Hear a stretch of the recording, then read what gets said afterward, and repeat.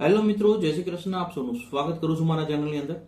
ફરી એક વખત એક પ્રોવિઝની જ અપડેટ છે. બહુ નાની અપડેટ જ છે, કારણ કે 400+ લોકોને સિલેક્શનો મળ્યા છે. કોને કોને મળ્યા છે, કયા વિદ્યાર્થીઓને છે, કયું પ્રોવિઝ છે, બધું આપણે આગળ જોઈએ. એ પહેલા તમારા કઈ સવાલ હોય તો કોમેન્ટ કરજો, આપણે સાથે મળી સોલ્વ કરવાની કોશિશ કરશું.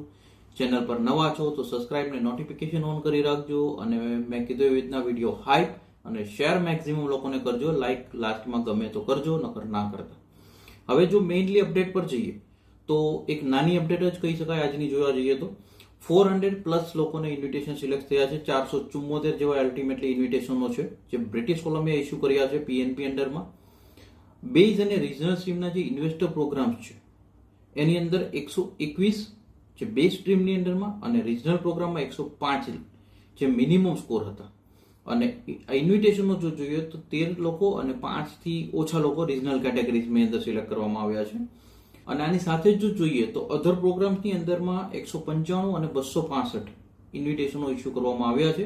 અને ત્યારબાદનું જો એક બ્રેકડાઉન જોઈએ તો હજી 150+ જે સ્કોર રેન્જ છે ત્યાં 4 રજીસ્ટ્રેશનો પ્રોફાઇલો, 140 થી 149 ની વાત કરીએ તો 12 પ્રોફાઇલો, 130 થી 139 પોઈન્ટમાં 688 પ્રોફાઇલ છે, 120 થી 129 ની વચ્ચે વાત કરીએ તો 1197 પ્રોફાઇલ, અને 110 થી 119 વચ્ચે 1647, 100 અને 109 વચ્ચેનો સ્કોર જોઈએ તો 2134, 90 થી 99 નો સ્કોરની વચ્ચે જોઈએ તો 1979 ફાઇલ, અને 80 થી 89 ની જો વાત કરીએ તો 1529, 70 થી 79 ની વાત કરીએ તો 1001, 60 થી 69 પોઈન્ટની વચ્ચે 468, અને 0 થી 59 માં 329. ટોટલ જો જોઈએ તો 10,988 નંબર ઓફ રજીસ્ટ્રેશનો હજી છે.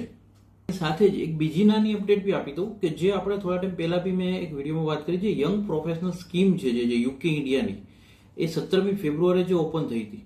એવી જ રીતના ઘણા લોકો પૂછે છે કે સર આમાં કેનેડાની બી એક યંગ પ્રોફેશનલ સ્કીમ છે, એ બી ઓપન કંઈક થવાની છે અથવા થઈ છે. તો એની અપડેટ હું તમને કહું કે એની અંદર જે 33 કે 36 કન્ટ્રીઓ જે છે એમાં આપણા ભારતનું લિસ્ટમાં નામ નથી. એટલા માટે અપડેટ આપણે વિદ્યાર્થીઓ સાથે શેર કરવાની કોશિશ નથી કરી રહ્યા. કઈ કઈ કન્ટ્રી છે હું તમને કહી દઉં. એન્ડોરા છે, ઓસ્ટ્રેલિયા છે, ઓસ્ટ્રિયા છે, બેલ્જિયમ છે, ચિલે છે, કોસ્ટારિકા છે, ક્રોએશિયા છે, ચેક Republic, Denmark, Estonia, Finland, France, Germany, Greece, Hong Kong, Iceland, Italy, Japan ને Korea, Latvia, Lithuania, Luxembourg, Netherland, New Zealand, Norway, Poland, Portugal, San Marino, Slovakia, Slovenia, Spain, Sweden, Switzerland, Taiwan ને United Kingdom. કેનેડાની જે young professional જે scheme છે stream, આની અંડરમાં આ કન્ટ્રીઓનું list છે જેમાં આપણે ભારતનું લિસ્ટ નથી. આ લગભગ જયારે ઇસ્યુ બી થયું હતું પહેલી વખતે ત્યારે બી આપણે લગભગ 1-1.5 વર્ષ પહેલાની કદાચ વાત છે આ, કે ત્યારે બી આપણે વાત કરી હતી કે આ કન્ટ્રીઓના લિસ્ટની અંદર ભારતનું જે છે લિસ્ટમાં ક્યાંય નામ નથી. એટલા માટે આપણે અપડેટ એ વખતે બી બહુ લેટ શેર કરી હતી, અને અત્યારે બી જસ્ટ અપડેટ, કારણ કે જયારે આપણે યુકે વાળી વાત કરી તો ઘણા લોકો પૂછતા હોય છે કે ભાઈ સર